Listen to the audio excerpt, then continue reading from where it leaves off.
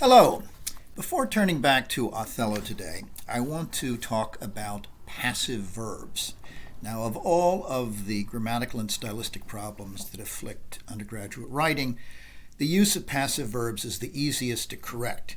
But you first need to know how to spot passive verb constructions and to understand why they're the enemy of effective writing.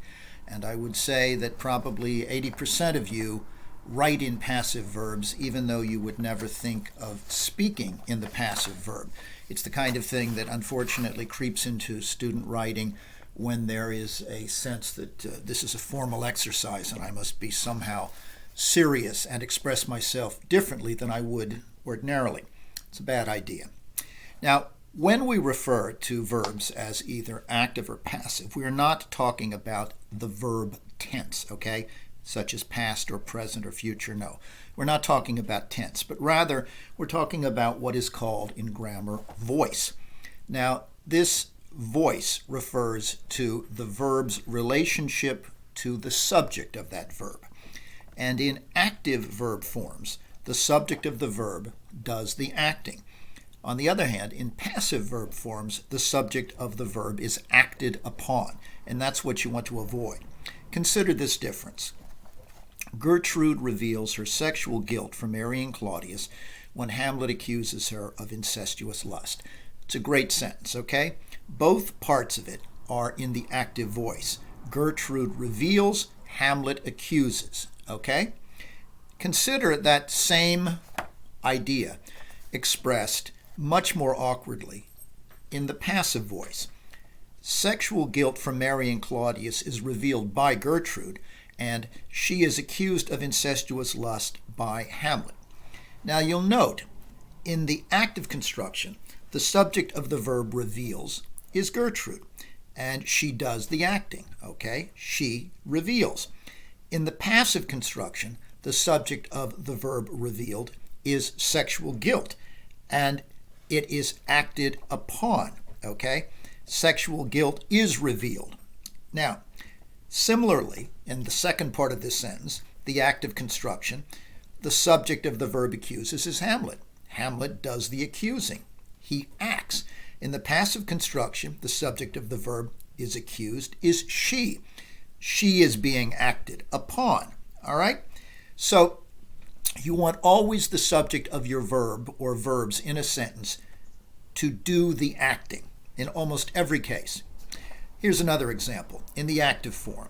Polonius eavesdrops on Hamlet's conversation with Gertrude. Clear and direct.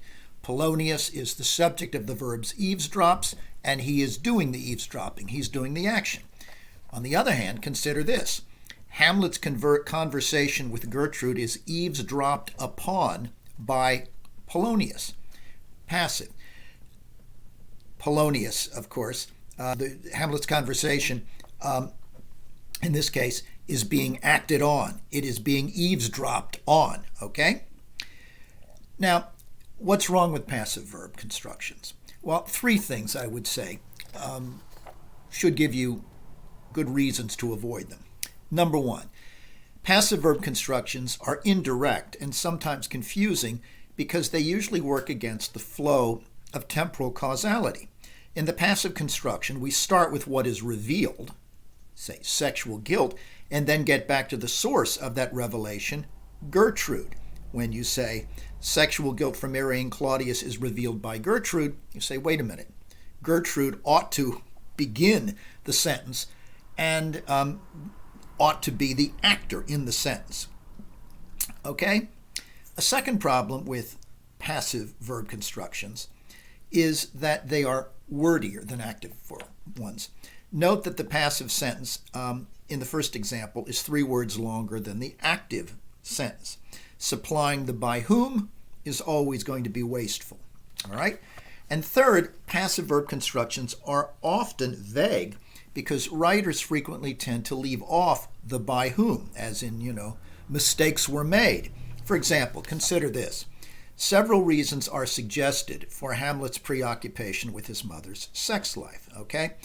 Several reasons is the subject, okay? But rather than acting, it's being acted on.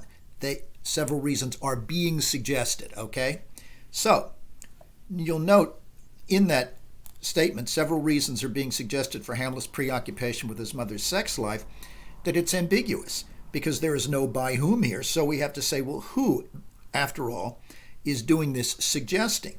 Is Gertrude suggesting this? Is Hamlet suggesting this? Is Shakespeare suggesting this? Is a literary critic suggesting this?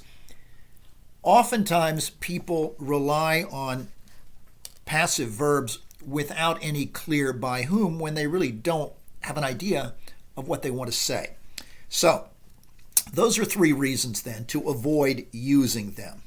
And as I say, if they sound awkward to you when I'm reading them aloud, it's because we don't usually converse, or when we're doing informal writing, write in passive verbs. It's only somehow when this idea that one has to change one's mode of discourse sets in, when you begin to sit down to write a paper, that they tend to proliferate. You want to get rid of them. Now, how do you do that? How do you change a passive verb construction to an active one? Well, in most cases, what you need to do is to change the subject of the verb. You can keep the verb, but you have to change the subject. When you see a passive construction, such as Hamlet's conversation with Gertrude is eavesdropped upon by Polonius, and you recognize that's a passive verb form, change the subject of the verb eavesdropped from Hamlet's conversation to Polonius, so that the subject of the verb acts rather than is acted upon. Thus, in the active form you get, Polonius eavesdrops on Hamlet's conversation with Gertrude. Polonius is the subject of the verb eavesdrops, and he does the eavesdropping. Now, the best way to reinforce this in your mind in preparation for your writing assignments is to go over these examples that I've offered so that you really understand the difference between active and passive verb constructions, what a passive form consists of, and how you can correct them, okay? Now, in order to do that, however, it's necessary to recognize them. And the easiest way to recognize a passive verb construction in your own prose, if you're looking over it and you're revising, is to look for any sentence that contains a by someone or a by something. That usually indicates a passive verb construction, but not always, because as I said, when you find passive verbs creating vagueness, the by whom is left off. But as a start, that will give you an idea of how you can correct a lot of passive verbs in your papers.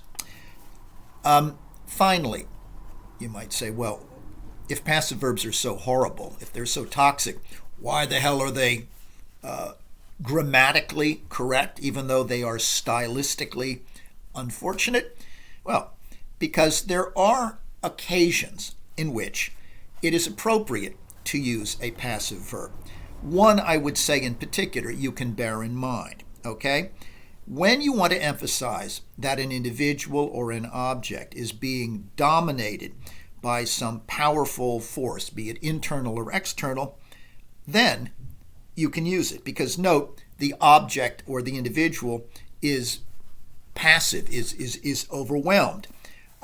Claudius is overwhelmed with fear and remorse when he sees his murder presented in the mousetrap, okay? He is acted upon here, and you want to emphasize that he is acted upon. But most of the time, you want the subject of your verbs to do the acting, not to be acted upon. Okay? If you have any questions about this in preparation for your upcoming assignments, please don't hesitate to write to me or to discuss it in Zoom. We turn back now to Othello, and we turn to Act 2. The first act of the play is the only part of Othello set in Venice, a wealthy city in which Shakespeare's dark-skinned protagonist is relied upon and respected for his military prowess, but it is a city in which the white gentry also deride him and look down upon him for his complexion and for his Moorish heritage. Now, the play that Shakespeare presents is one that he constructs upon sets of dialectical principles. That is, pairs of oppositional concepts that he establishes at the beginning, really, of Act 1, and that we see developing all the way through the play. Now, I've listed this series of dialectical oppositions on the attachment that I sent, and we'll see how they evolve in the course of the tragedy as it unfolds. As we saw, Shakespeare, from the beginning, has already begun to play off opposites against one another with the contrasting tropes of day versus night, and then whiteness versus blackness, Christian versus pagan, civilization versus barbarian, reason versus magic, love versus hate, truth versus deception. We see all of those things just in Act 1, and in the 4 acts that follow, Shakespeare will continue to dramatize these oppositions and introduce several others: innocence versus cynicism, control versus chaos, faith versus doubt, and finally sanity versus madness. Now, the structure of the entire play then is held together by these tensions, and the plot is generated by them as well. And above all, we're going to see Othello and Iago are polar opposites in almost every way and embody or encompass some of those oppositional principles that I've just described. Now, as Iago tells Roderigo then aptly in Act 1, "Were I the Moor, I would not be Iago." No, we are absolutely distinct from one another. Now, at the start of Act 2, the play's action shifts then from Venice to the island of Cyprus in the Mediterranean, which is a Venetian colony. The act opens with a raging storm at sea that has been blowing and has threatened Othello's fleet. And in describing the tempest, Montano, the governor of Cyprus, fears that their ships will be destroyed before they ever reach port. "Methinks," he says, "the wind hath spoke aloud at land. A fuller blast ne'er shook our battlements. If it hath ruffianed so upon the sea, what ribs of oak, when mountains melt on them, can hold the Mortis?" What kind of a ship can possibly pass through this? He's worried. Now, note that there are several reasons why this storm is important in the action that follows in Cyprus. First, the storm, we find, destroys the Turkish fleet. Not the Venetian one, but it does destroy the Turkish fleet, which means that when Othello arrives, he won't be occupied with waging war against the Ottomans and will instead have more time to focus on and think about his new wife Desdemona. Iago uses this circumstance to his advantage.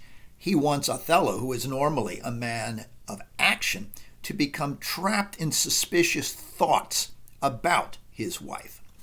The second thing that's important about this storm is that with this Turkish fleet defeated by these elements, it's now time for celebration in Cyprus, a time for wine and song to celebrate both the victory over the Turks, if you will, and also Othello's marriage. And Iago is also going to take advantage of this storm-related circumstance because it provides a perfect context for getting Cassio drunk and, as we'll see, discrediting him in Othello's eyes, the first step in Iago's act of jealous revenge.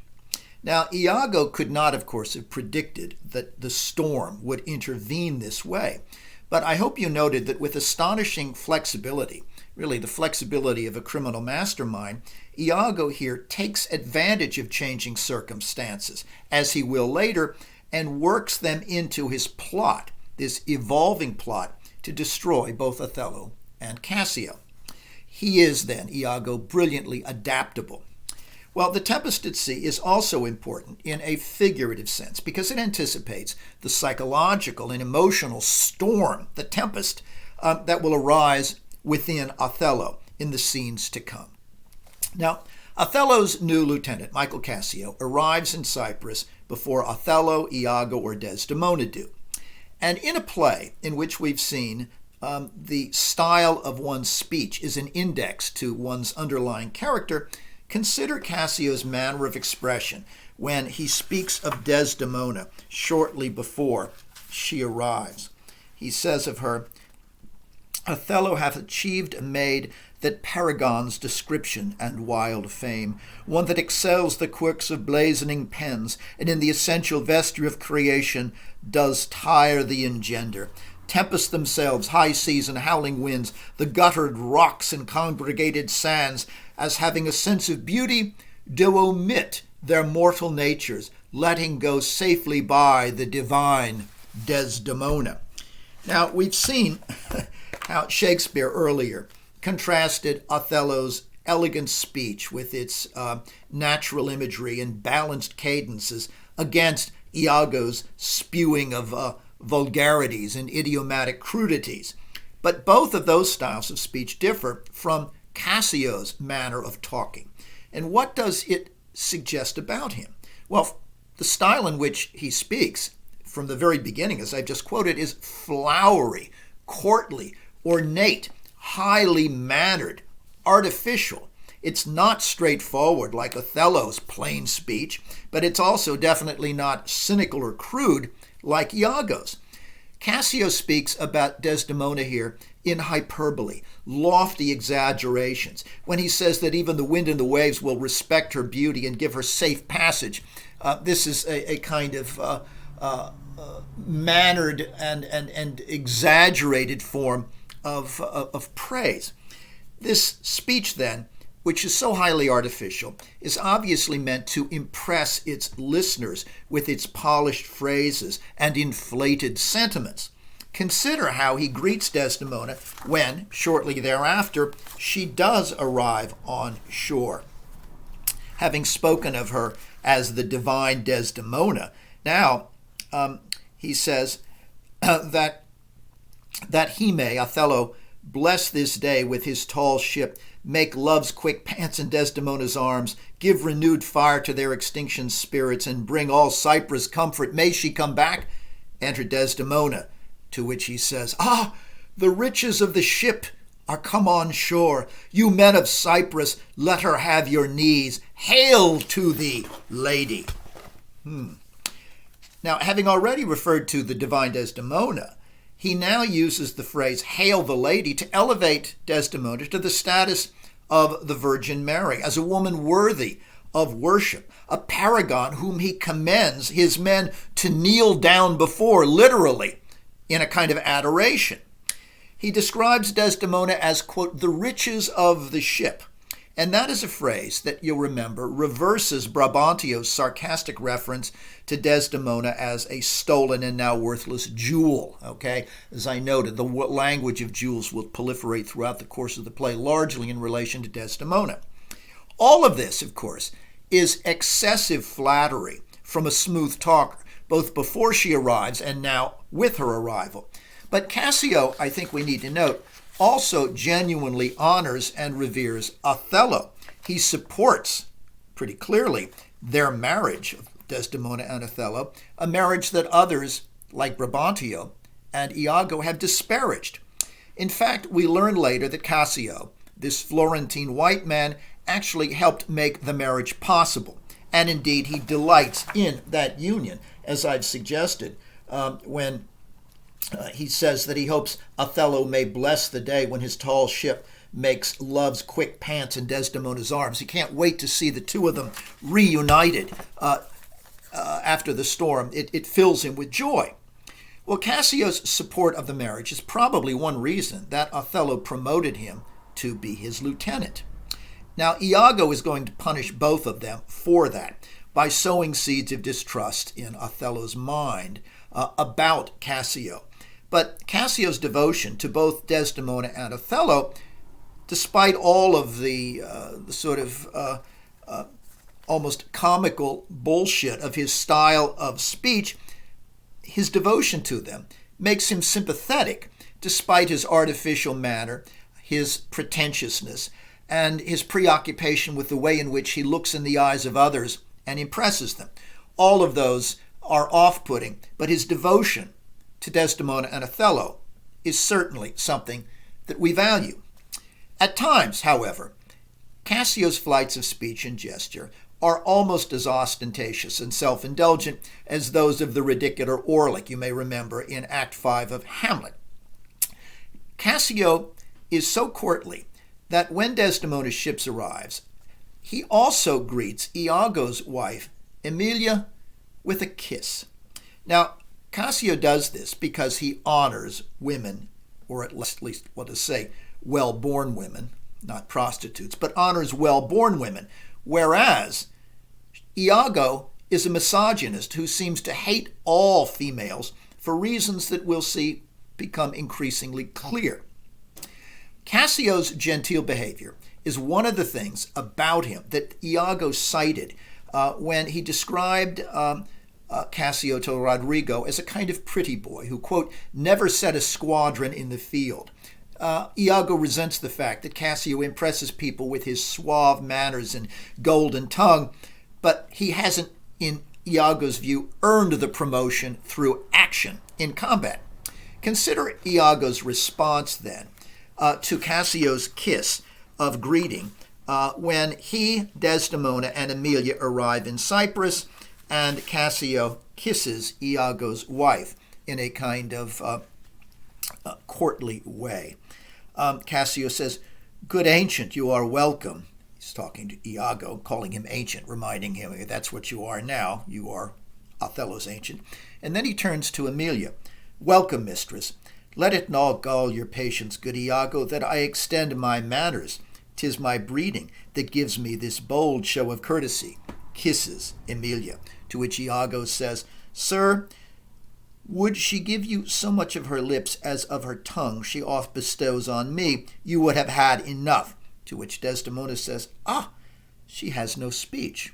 Seeing that this harsh remark from Iago has caused Emilia to fall silent, Iago then says, "In faith, too much. I find it still when I have leave to sleep. Marry before your ladyship, I grant. She puts her tongue a little into her heart and chides with thinking." Emilia then finally says, "You have little cause to say so." To which Iago then again, cruelty, mockingly says, Come on. You are," that is speaking of women, "pictures out of doors, bells in your parlors, wildcats in your kitchen, saints in your injuries, devils being offended, players in your huswifery, and huswives in your beds. You rise to play, and you go to bed to work." Now, the misogynistic Iago is disgusted by Cassio's genteel treatment of his wife, whom he immediately disparages as a shrew, who, he says, will constantly criticize me and talk my ear off. Thus, her silence seems to contradict that. Well, one wonders, what kind of a marriage do Iago and Emilia have? Iago blames her for ignoring her housekeeping, supposedly, and complaining too much at bedtime, where, he says, she wants to go to work as a wanton hussy. It is in bed, he says, that women like this really expend their energies or want to. The implication is that Emilia complains in bed because she has sexual needs that Iago isn't fulfilling, either because he can't or he won't satisfy her. Put simply, Iago accuses his wife of being both shrewish and overly sexed, sexually demanding. Well, no wonder Emilia will later tell Desdemona that under the right conditions, she would cheat on her husband, but will also see that she is so desperate to save her marriage or improve her marriage that she will do almost anything, unfortunately, to please her abusive spouse. Now, Iago's cruel words humiliate Emilia, who is reduced to silence, as Desdemona notes. That pains Desdemona, who sees it, and pities Emilia, who is both her dearest friend and her confidant and her advisor. And also, besides those things, Emilia is a kind of surrogate mother for a young woman, Desdemona, who seems to have no actual mother. Desdemona responds to Iago's verbal abuse of another female by diverting attention, or trying to divert attention, away from the insult for Emilia's sake. She treats Iago's harsh words, then, as a kind of joke, and banters with him in a spirit of levity by directing his attention away from Emilia and toward her, while Emilia stands there silent. Consider the conversation between Iago and Desdemona. What wouldst thou write of me, she asks, if thou shouldst praise me? To which Iago says, O gentle lady, do not put me to it, for I am nothing if not critical. Desdemona, come on to say, come on. There's one gone in the harbor. Ay, madam. Desdemona says, I am not married, but I do beguile the thing I am by seeming otherwise. Come now, how wouldst thou praise me, Iago? Iago says, I am about it, but indeed my invention comes from my pate as birdlime does from frieze. It plucks out brains at all, my muse labors, and thus it is delivered. If she be wise and fair, fairness and wit, the one's for use, the other uses it. Very pretty. Desdemona says, well praised, but how if she be black and witty, as opposed to fair and witty? To which Iago says, if she be black, and thereto have a wit, she'll find a white that shall her blackness fit. To which Desdemona says, worse and worse, jokingly. Now, consider what's going on here. Even though Desdemona is speaking playfully here, she's also challenging Iago. And we'll see here, as earlier, that she is then a mixture of innocence and striking self-possession.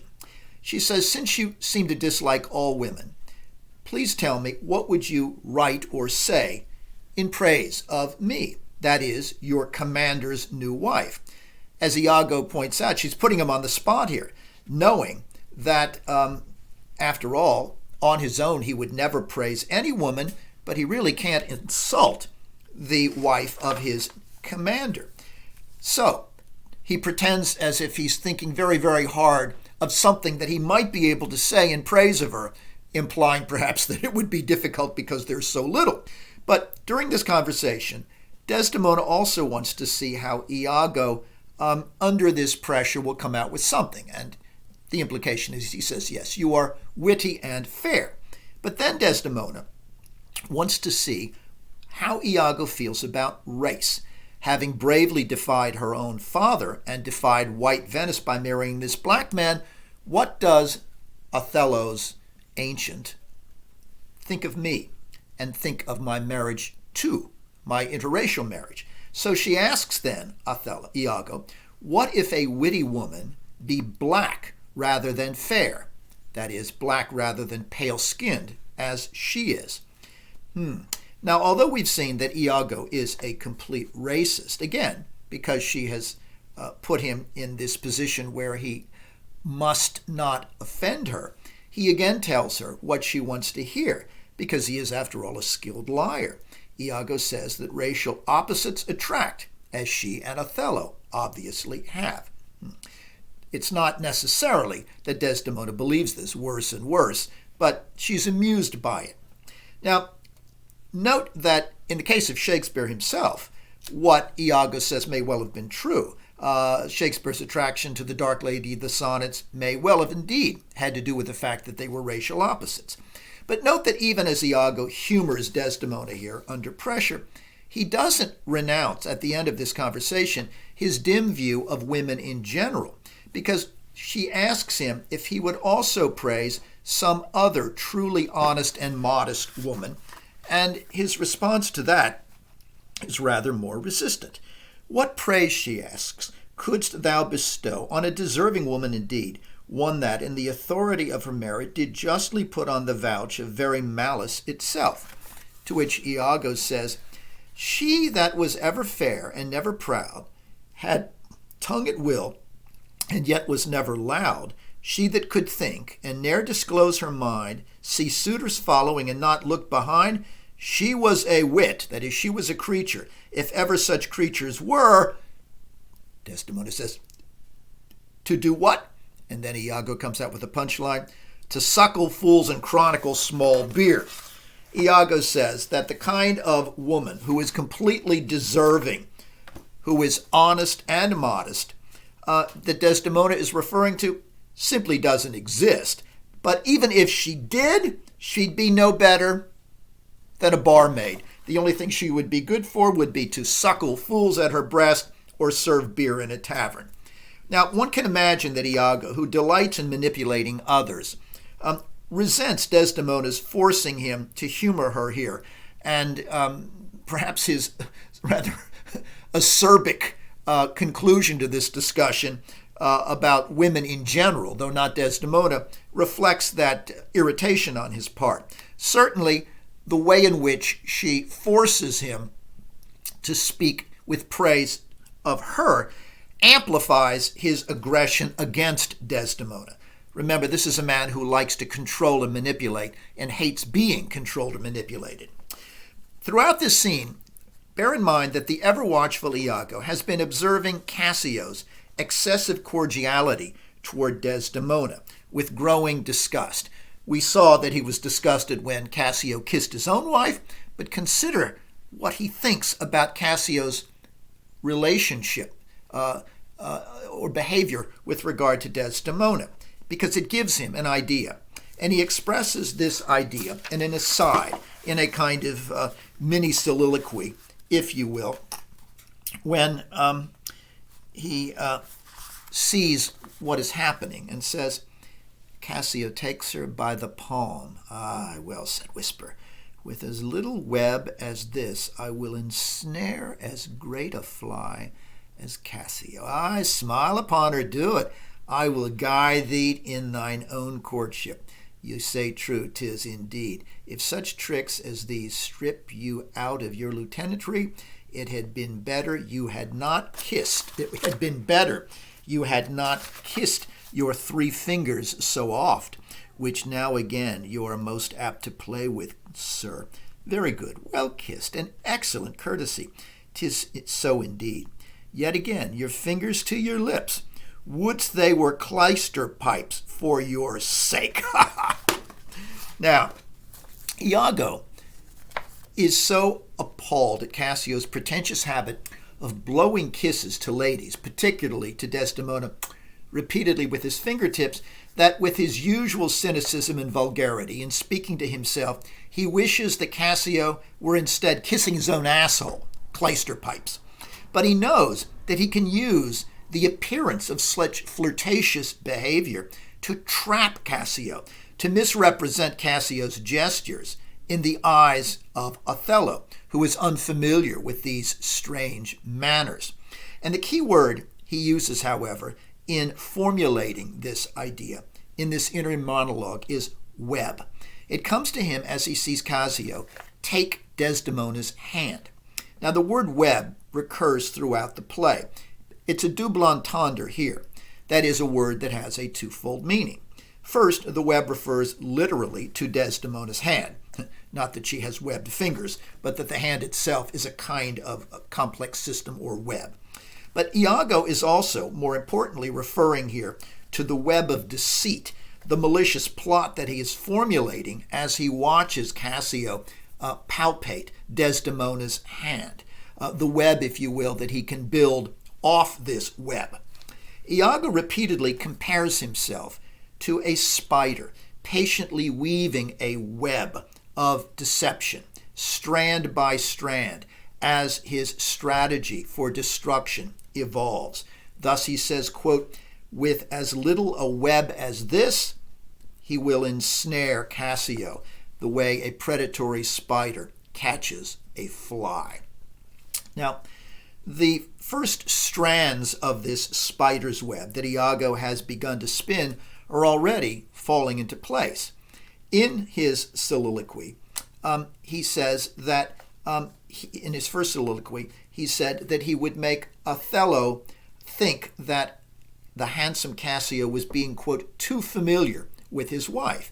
And now, as he watches Cassio in action, he sees one clear way in which he can make this happen. Just his body language, just the way in which his manners seem overly flirtatious, even if they are innocent. Now, the design of Iago's scheme clearly isn't complete yet. But remember that spiders' webs are flexible and that they're always expanding, and so too is Iago's plan, expanding oftentimes as new circumstances arise. Iago realizes then he can use Cassio's appearance of intimacy with Desdemona to make Othello misread that behavior as a sexual overture, even if it is entirely innocent. But you should note here that Iago isn't entirely sure that Cassio's behavior is innocent at this point, because remember, Iago believes basically that all women are licentious and that men are very often sexual beasts, and he despises both of them for their sexuality.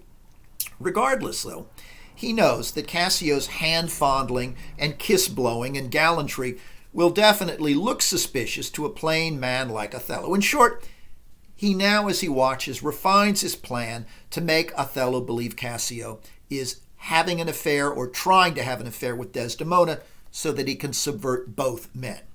This is what he had referred to in his first soliloquy, this double subversion, as double knavery.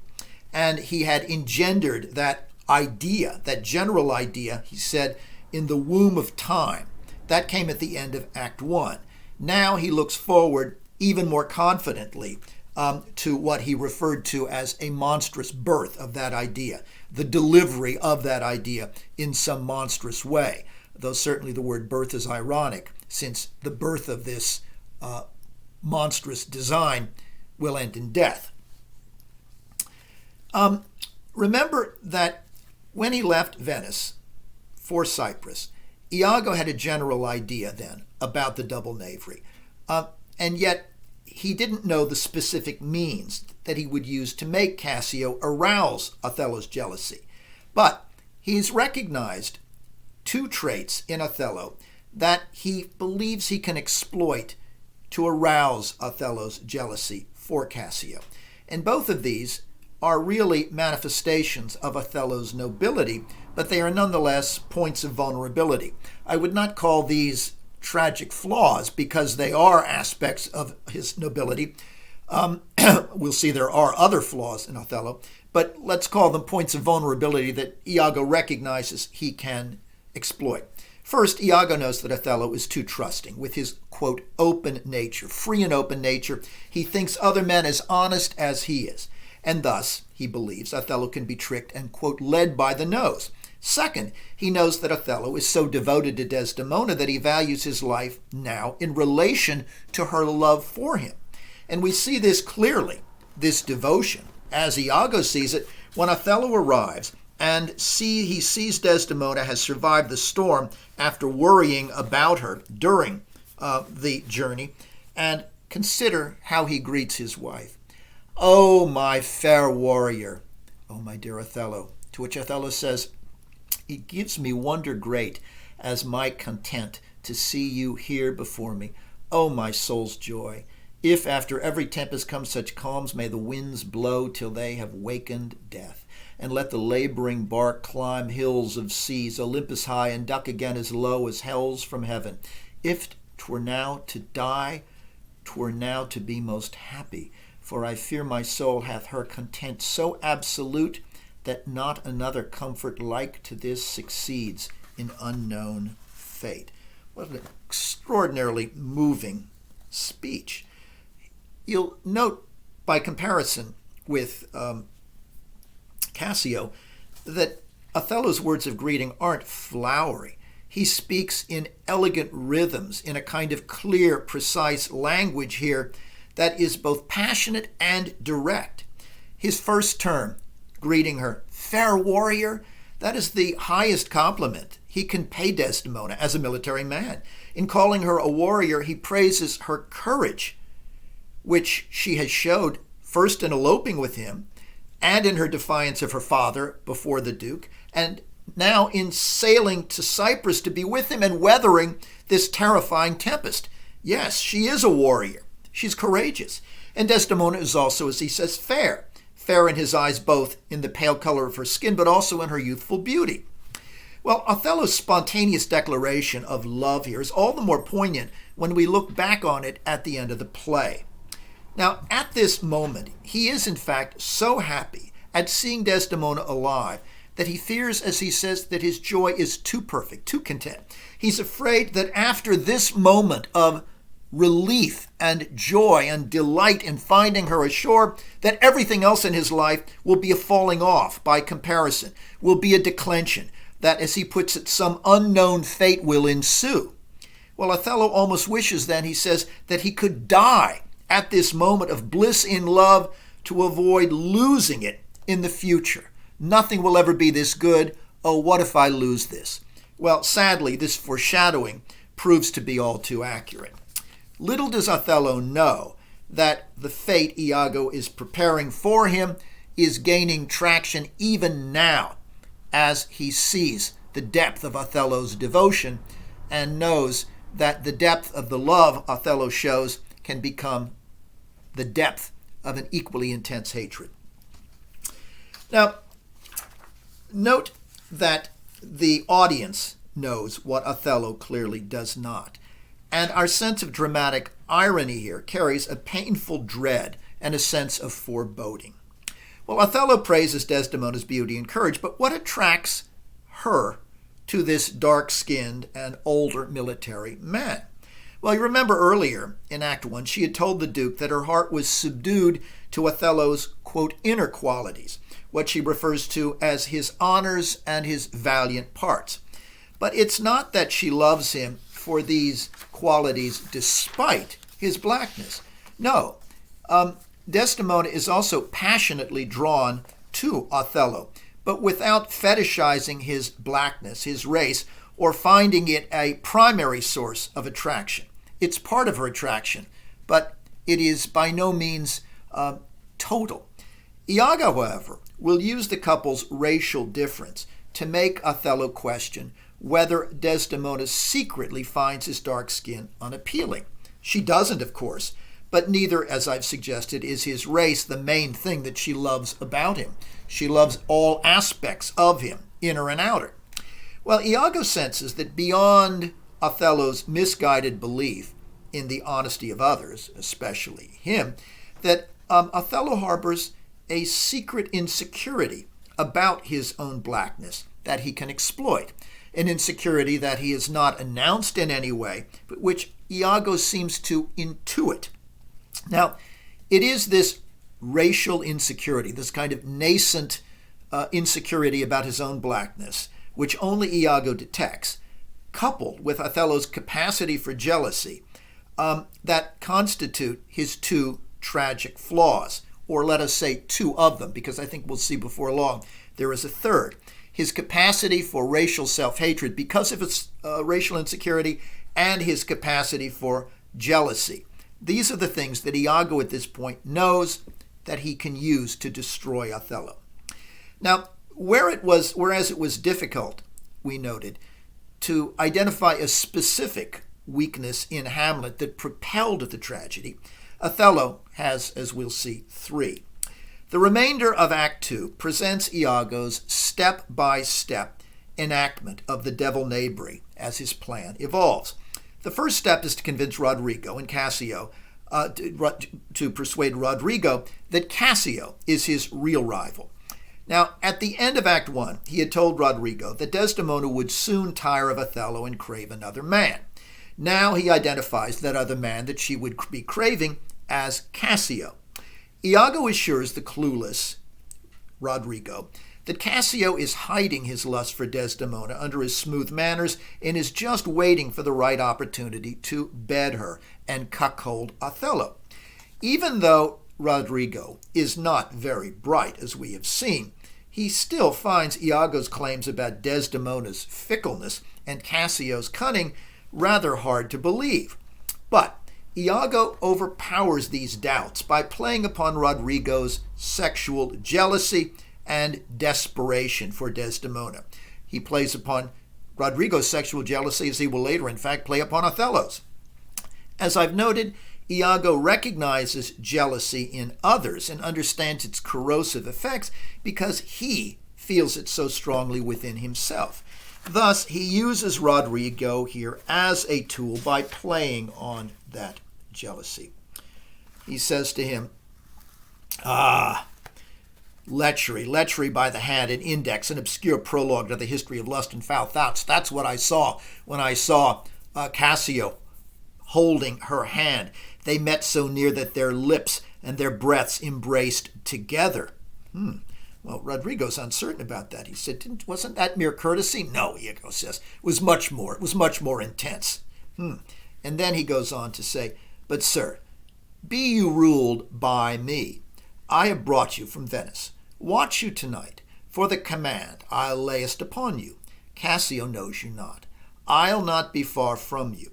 You do find some occasion to anger Cassio, either by speaking too loud, or tainting his discipline, or from what other course you please, which the time shall more favorably minister. Well, and then? Rodrigo says, sir, he's rash and very sudden in choler, and haply may strike at you. Provoke him, that he may, for even out of that I will cause those of Cyprus to mutiny, whose qualification shall come into no true taste again, but to the disciplining of Cassio. So shall you have a shorter journey to your desires with Desdemona, once we've gotten Cassio out of the way.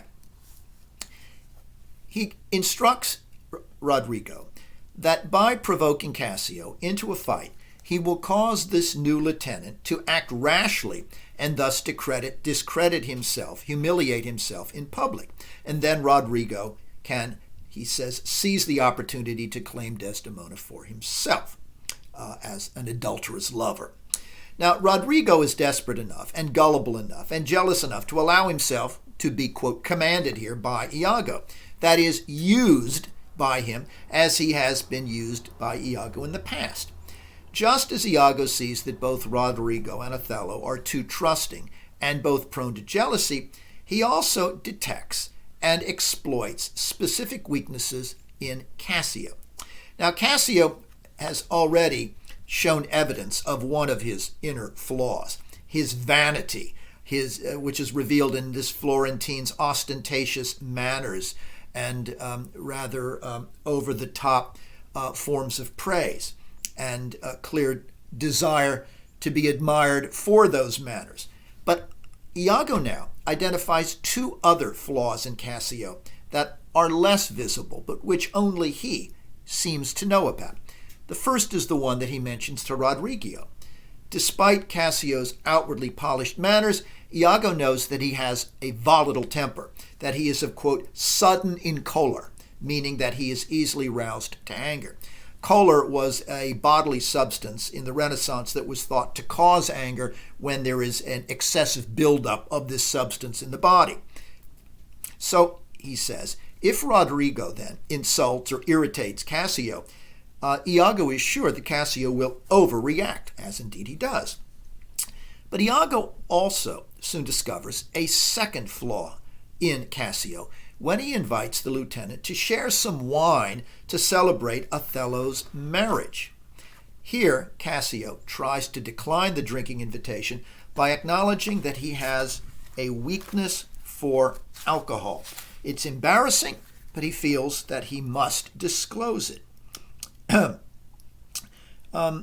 Lieutenant, Iago says, I have a stoup of wine, and here without are a brace of Cyprus gallants that would fain have a measure to the health of black Othello.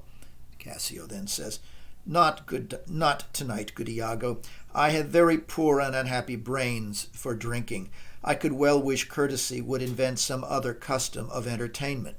Not deterred, Iago says, Oh, they are your friends, but 1 cup, just 1 cup. I'll drink for you. And then Cassio again reiterates, No, I am unfortunate in the infirmity and dare not task my weakness with any more.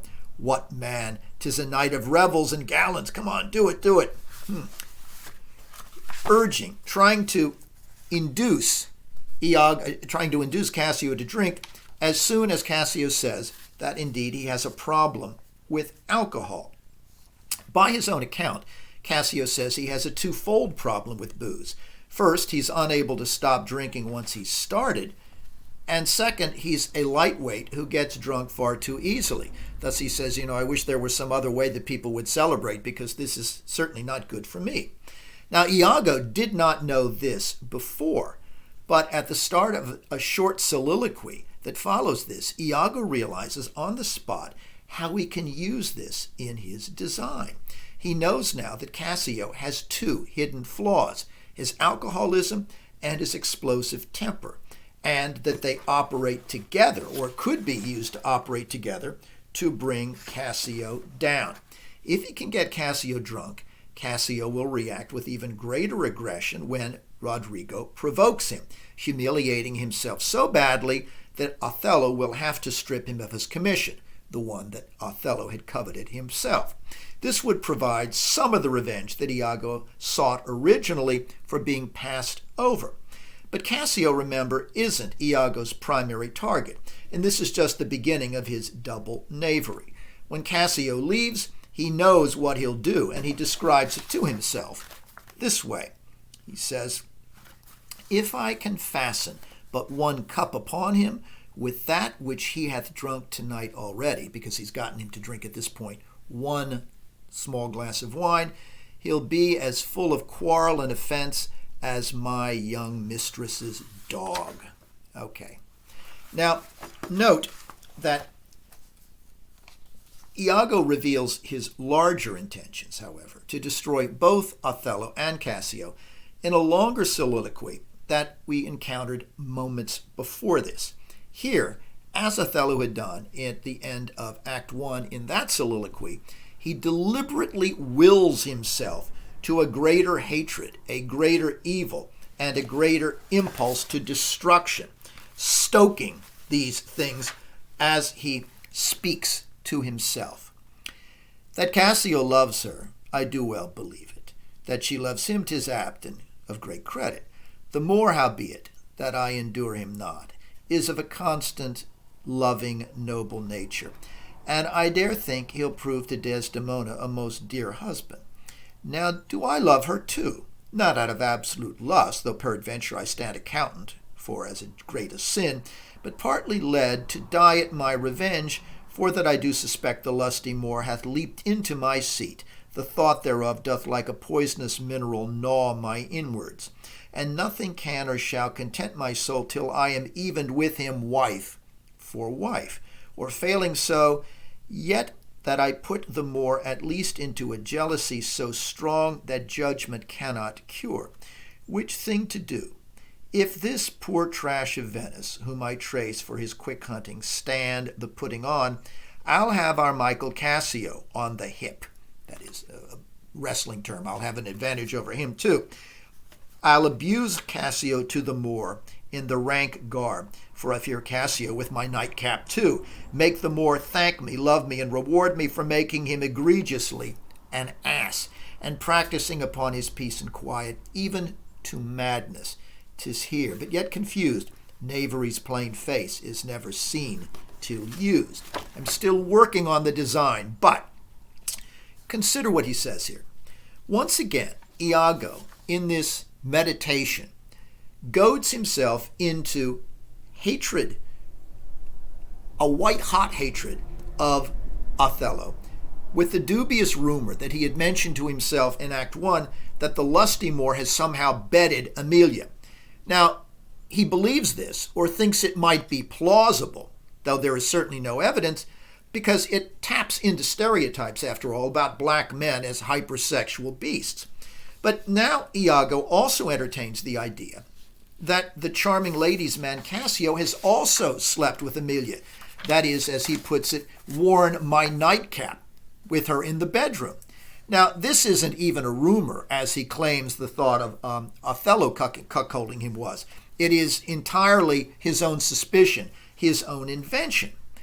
Why does Iago provoke his jealousy, his own sexual jealousy, this way with dubious rumors and false suspicions?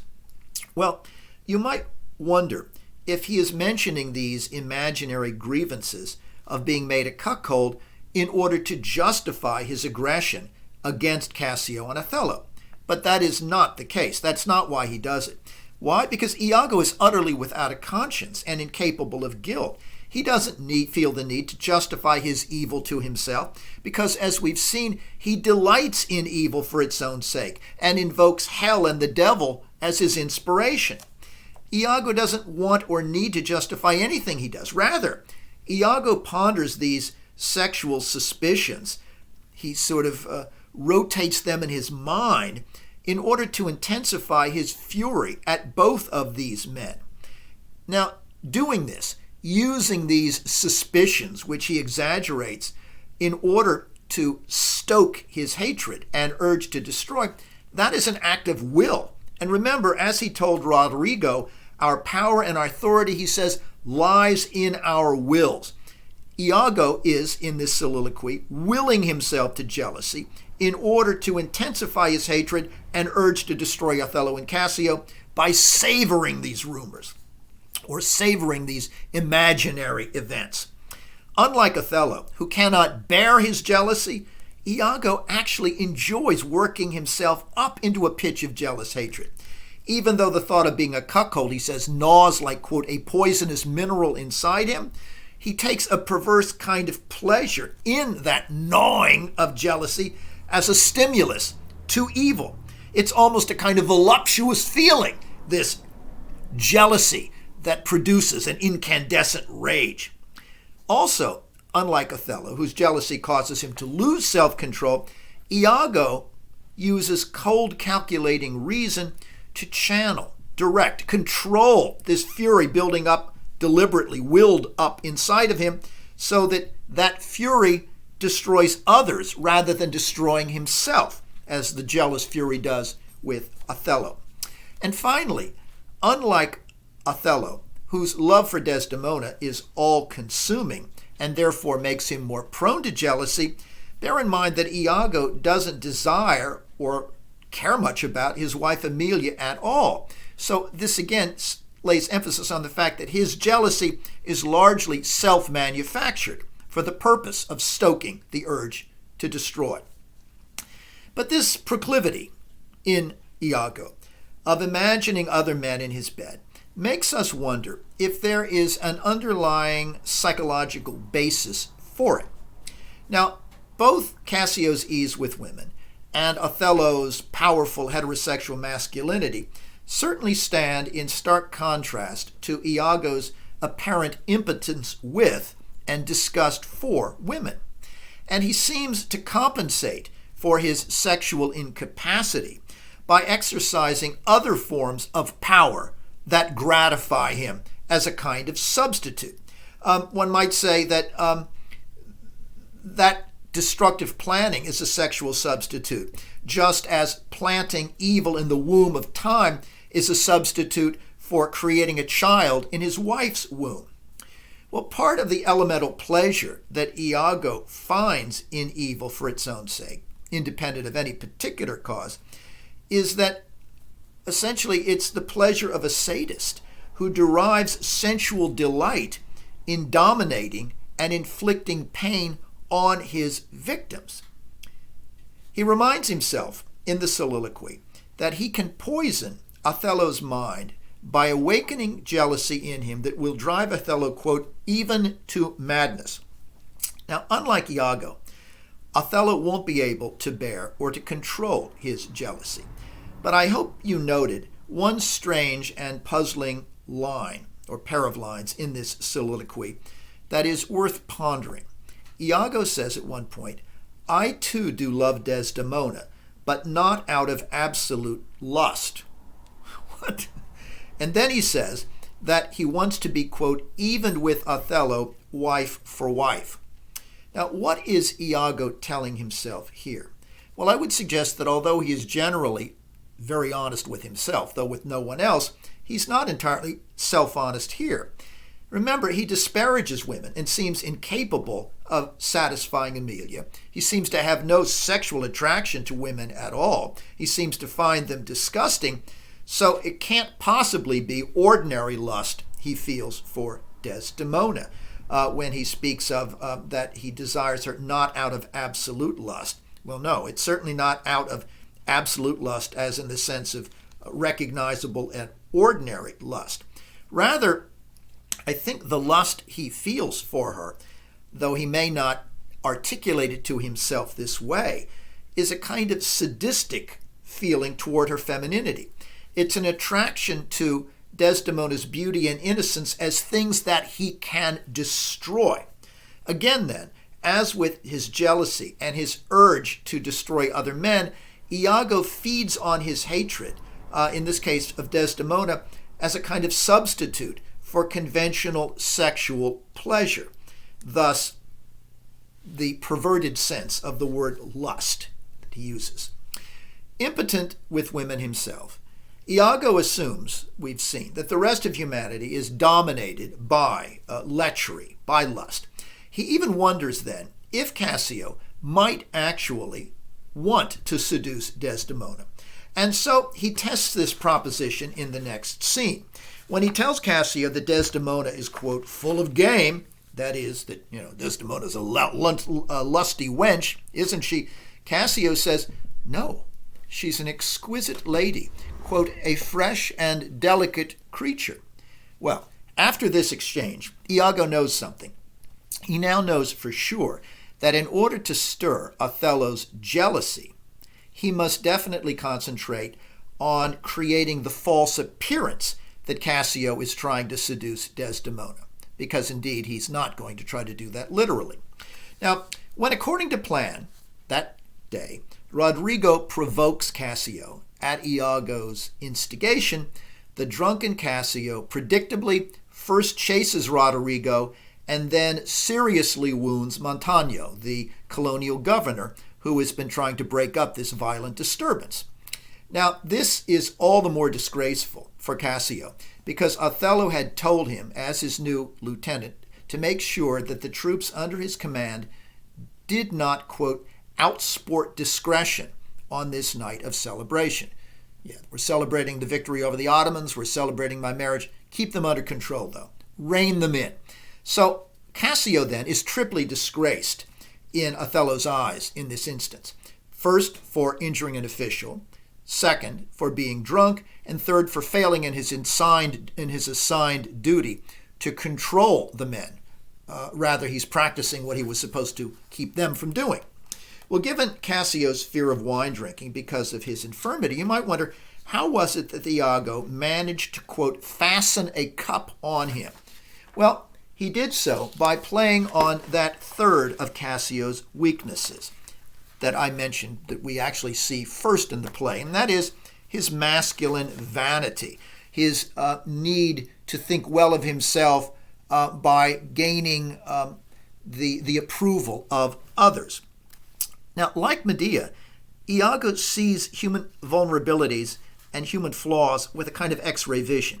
And so he tempts Cassio to drink by saying, come on, man, the gallant soldiers want to drink, and they want to drink with you on this night of revelry.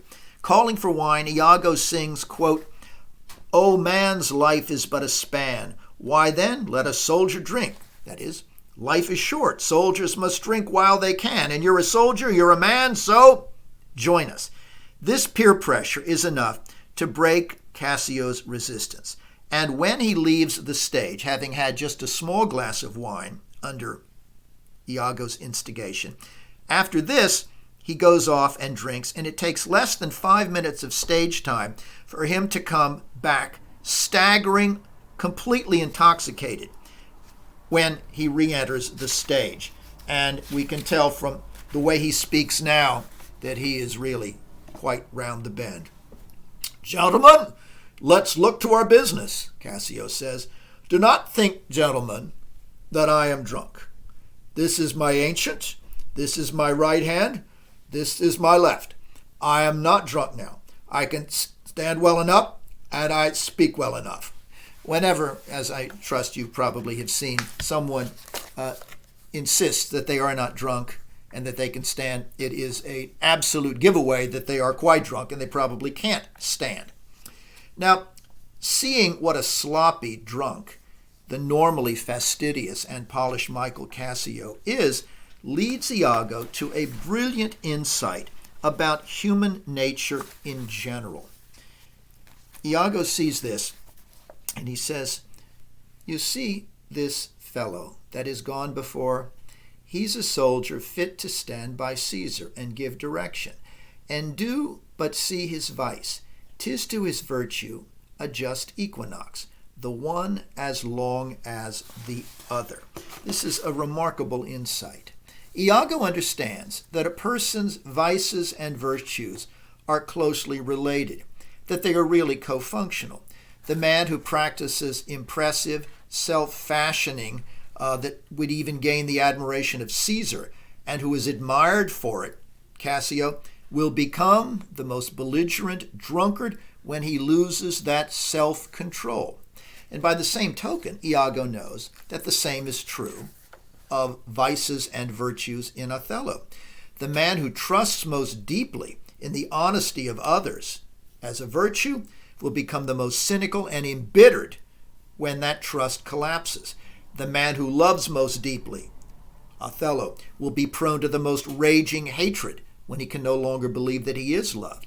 And the man who prides himself on his ability to command other men and himself, Othello, will become the most reckless man when he loses his self-command. Vices and virtues are co-functional. Now, we get the first sense of Othello's capacity for the anger he normally controls and suppresses when he is roused out of Desdemona's bed, because this is really, in a sense, his honeymoon, by Cassio's misconduct. When he arrives at the scene, Othello is so angered by Cassio's out-of-control behavior that he momentarily fears that he won't be able to channel the rage that is surging within his own veins. And so, when he arrives, he says, "Now by heaven, my blood begins my safer guides to rule, and passion, having my best judgment collied, essays to lead the way. Zounds! If I stir, or if do but lift this arm, the best of you shall sink in my rebuke." Oh, he's on the edge. Now, note that those who view Othello as a racist play have often cited the relationship between his North African past and the kind of violence surging up at this moment. Remember that this is the same Othello, though, who, when Brabantio arrested him, urged restraint and said then, under tremendous pressure, "Put up your bright swords, for the dew will rust them." Now Iago sees, however, the rage building in Othello, and it confirms Iago's idea of how easily it will be to make Othello lose his self-control under provocation. Well, why is Othello so specifically enraged here? Well, it's not just that he feels betrayed by Cassio, the man he has just honored with a promotion, as he will feel later betrayed by Desdemona. His rage also has to do with something elemental in Othello. He hates disorder of any kind. Indeed, he fears disorder, fears it in the world and fears it in himself. The word he gives that disorder in the world and fears in himself is chaos, which he will later use. So his immediate response then, in the face of this chaos, is to try to subdue his own mounting rage and to try to impose order. Othello says, "From whence ariseth this? Are we turned Turks, and to ourselves do that which heaven hath forbid the Ottomans? For Christian shame, put by your barbarous brawl. He that stirs next to Carver's own rage holds his soul light. He dies upon his motion." "Speak, speak, who began this?" Othello asks. "On thy love I charge thee." Well, note that Othello, at this moment, is trying to restrain himself and associates that self-restraint and order with his acquired Christianity. Thus, he says, "You're behaving here like Ottomans. You're behaving like Turks, not like Christians." By extension, he seems to suggest, you are not behaving like white Venetians. You are behaving like barbarians, like Moors, by extension, from his own pagan past. Now, later in the play, the enraged Othello will seem to re-embrace that barbarism of his past, but it will come in a fit of despair and self-contempt. When Othello questions Cassio, and Cassio says, "I cannot speak," he cannot speak because he's too drunk, but he also cannot speak because he's too ashamed to even try to explain his conduct. Now, clearly, Othello did not see Cassio's weaknesses for intemperate behavior and for alcohol when he promoted him. He may, in fact, regret that now very deeply. But not only can Cassio not speak, and you might note the trope of silence, Emilia's silence, Cassio's silence here, but Iago also hesitates to speak under questioning by Othello. But in his case, it's a calculated maneuver. Iago wants to give the impression that he's a supportive comrade of Cassio's, and he doesn't want to incriminate Cassio at a time when Cassio is clearly embarrassed. Thus, he said, I had rather have this tongue cut from my mouth than it should do offense to Michael Cassio. Yet I persuade myself to speak the truth. But then he says, well, in speaking the truth, men are men, and the best sometimes forget. Though Cassio did some little wrong to him, as men in rage may strike that which they wish them best, yet surely Cassio, I believe, received from him that fled some strange indignity which patience could not pass, pretending to offer excuses for why Cassio would lash out at Roderigo. Now, what is he up to here? Well, remember, Iago's a brilliant con man. He wants to excuse Cassio in order to win Cassio's trust, but he also wants to reinforce Othello's trust here and admiration by his discretion and compassion for a guilty man, even as he says, well, if you want me to tell the truth, I'll speak the truth, but really there are extenuating circumstances. Thus, he makes both Cassio and Othello feel he is on their side. Now, note that Othello senses that Iago is holding back here in support of a fellow officer, and he admires him for it, and Cassio is grateful for it. In fact, when Othello leaves, the disgraced Cassio turns to Iago in despair, far from blaming him for giving him the first drink or encouraging him to drink. He says that he has now been publicly humiliated and demoted, and so Cassio says, frankly, I despise myself. Cassio's desperate neediness now allows Iago to refine his evolving double knavery.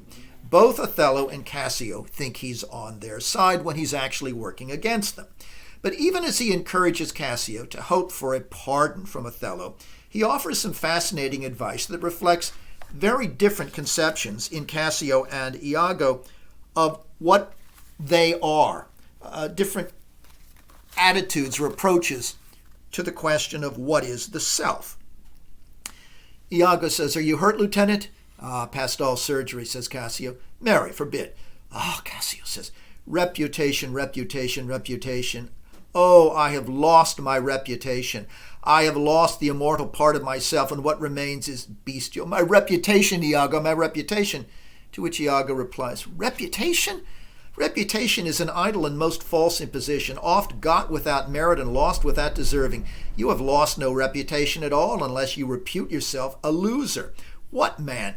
There are more ways to recover the general again. Reputation. Now, consider this. At the heart of this exchange is a metaphysical question. What constitutes the self? For Cassio, the self, that is who we are, is constructed by how other people view him. The self for Cassio, his identity, is in his, to use his word, reputation, reputation, reputation. His self is something constructed in the public eye. And when he's humiliated in the public eye, he loses his reputation and he loses any sense of self. There's no self he can conceive of within, independent of public esteem. Cassio needs an audience to formulate any sense of identity at all. This explains his flowery and ostentatious courtly behavior. His identity demands admiration, and he thinks that kind of behavior will gain it. The problem with Cassio is that he seems to have no inner sense of himself to fall back on when his reputation, when his identity in the public eye is shattered. Now, Iago is an artist of deception, and he is also concerned, of course, with how others see him. But that is not how he conceives of himself. He doesn't conceive of himself in relation to the image he creates for others. For Iago, as he made clear earlier, the self is inward. It's a sense of individual being. As he had said earlier to Roderigo, 'tis in ourselves that we are thus and thus. For Iago, identity is a matter of self-awareness and the will to enforce our desires, characteristically our destructive personal desires for him. But ironically, after dismissing Cassio's concern with reputation as meaningless, Iago then immediately encourages him to try to repair that reputation by asking Desdemona to intervene so that he can get back in Othello's good graces and perhaps regain his lieutenancy. Thus, he says, I tell you what you shall do. Our general's wife is now the general, because he loves her so much. Confess yourself freely to Desdemona. Importune her help to put you in your place again. She is of so free, so kind, so apt, so blessed a disposition, she holds it a vice in her goodness not to do more than is requested. Yes, this crack of your love shall grow stronger than it was before. He'll love you more after she talks to him, Othello will, than he did before this misadventure. Cassio says, you advise me well. You give me hope. Now, note that despite Cassio's gratitude, Iago knows that this plan will definitely backfire. He knows that Desdemona's support of Cassio's cause will begin to create an uncomfortable jealousy in Othello. And Act 2 ends with Iago's third major soliloquy. In it, he asks himself, is it villainous to deceive Cassio this way? But of course, this is not by way of a moral self-examination. It's almost a rhetorical question. He knows it's evil. His immediate answer to that is, yes, I am villainous, and that's what makes the plan all the more delightful, all the more satisfying. Thus, he asks himself, and what's he then that says I play the villain, when this advice is free I give and honest, probable to thinking, and indeed the course to win the more again? How am I then a villain, to counsel Cassio to this parallel course, directly to his good? Divinity of hell! When devils will the blackest sins put on, they do suggest it first with heavenly shows, as I do now. For whiles this honest fool plies Desdemona to repair his fortune, and she for him pleads strongly to, the more I'll pour this pestilence into his ear, that she repeals him for her body's lust, and by how much she strives to do him good, she shall undo her credit with the more. So I will turn her virtue into pitch, and out of her own goodness make a net that shall ensnare them all. There's the image of the net again. Shakespeare redeploys that image, but he also, in this soliloquy, redeploys the image of poison, which we saw in Hamlet. Poison poured into the ear. That recalls the way in which both lies and poison were literally poured into ears in Hamlet. Iago, too, uses this pestilence of lies to poison Othello's mind, and he speaks of it that way here. But unlike Claudius, who feels guilty for his wicked deception and for his killing, Iago celebrates this dishonesty, celebrates this pouring of pestilence into Othello's ears and mind through his lies. Now more than ever, Iago explicitly identifies his destructive plan with the work of Satan, identifying with devils who disguised their, quote, blackest sins with heavenly shows. And as he had earlier, Iago also casts himself again, using the image of the web, as a spider, expanding the web he's spinning so that, quote, it shall enmesh them all being Othello, Cassio, and Desdemona all together. Iago discloses one of the keys to this master plan a moment later when the ever-gullible Rodrigo enters, and Iago says, how poor are they that have not patience, that wound did ever heal by degree. What wound did ever heal by degrees? Thou knowest we work, Rodrigo, by wit, and not by witchcraft, and wit depends upon dilatory time. Pleasure and action make the hours seem short. And then he says, here's what I'm going to do.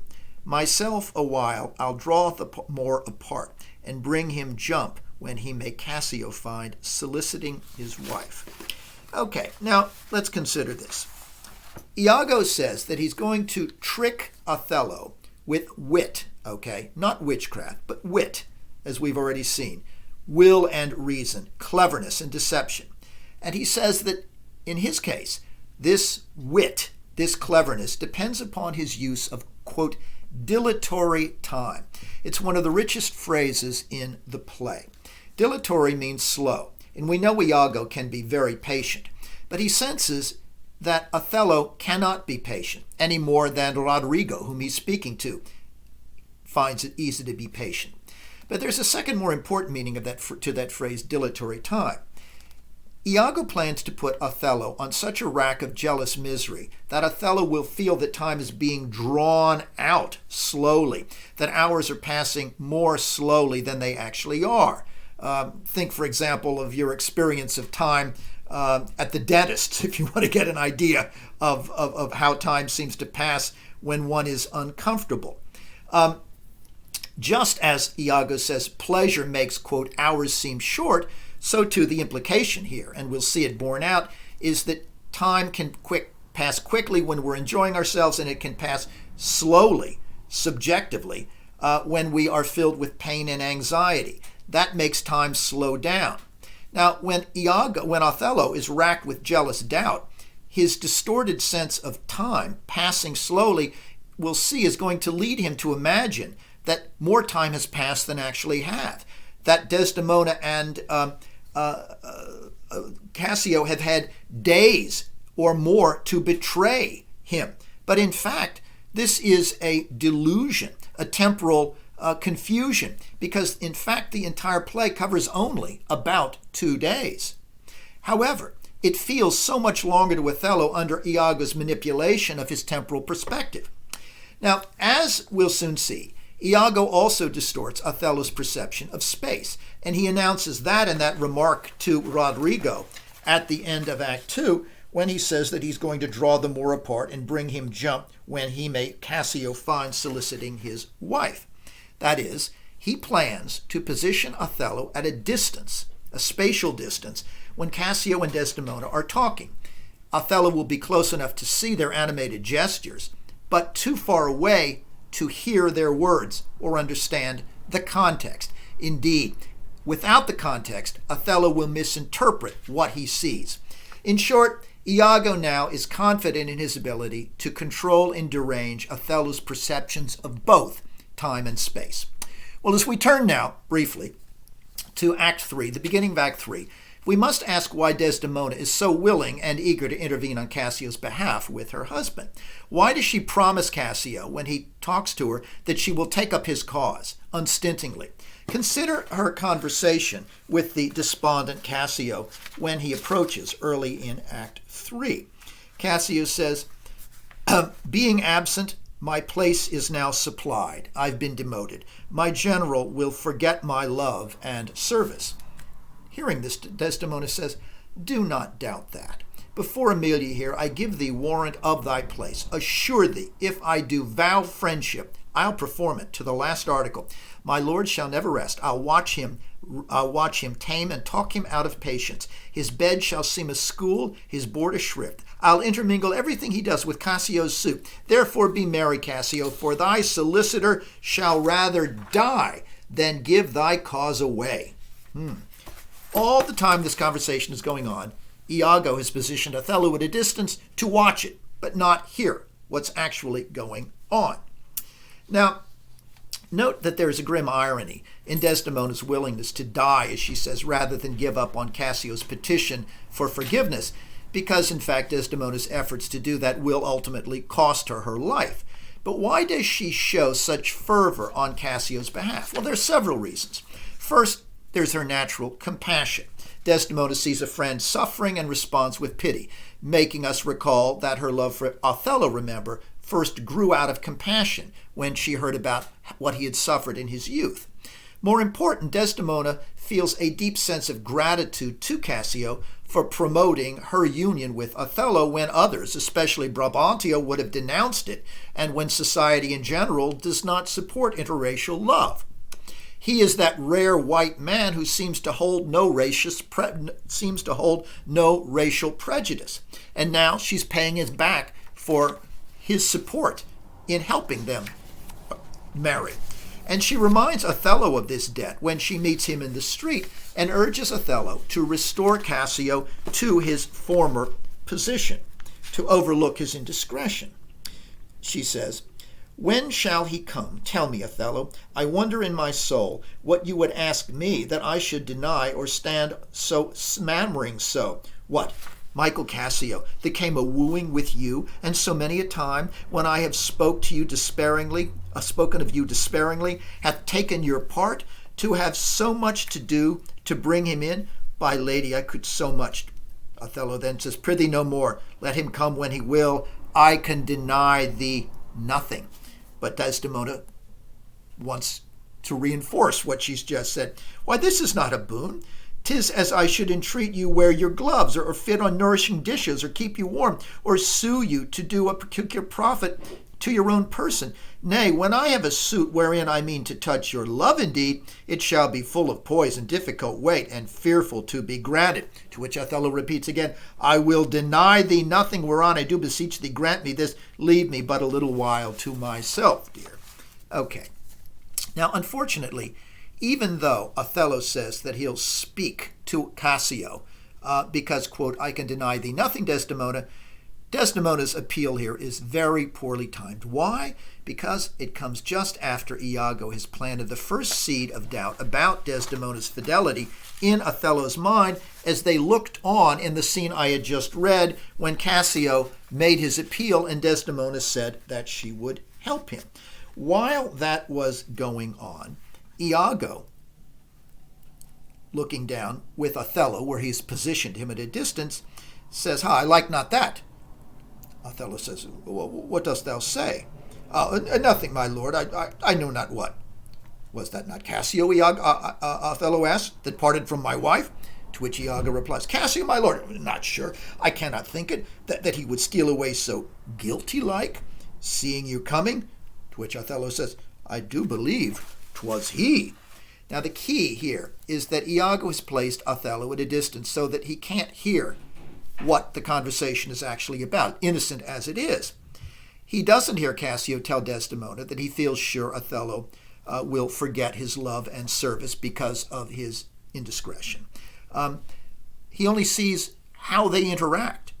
And Iago calls attention to what he insinuates is something irregular here, mentioning vaguely, "I like it not." Othello himself had not noticed anything in particular. But then, cleverly, Iago pretends to dismiss that unstated thought of what he doesn't like, which prompts Othello, of course, to say, "Well, what is it? What are you talking about?" When he notes that it was Cassio talking to his wife, Iago says, "Well, no, that couldn't be, because the fellow that was talking to your wife I saw steal away guilty-like." Now, Cassio probably does, when Othello thinks of it, behave a little bit like a guilty man when he walks away, because after all, he has been disgraced and demoted.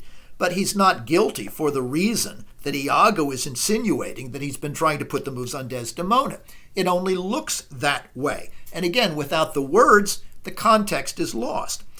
Still, that powerful word guilty-like will remain embedded in Othello's mind. He won't be able to forget that or the image of, as he says, that's Cassio walking away.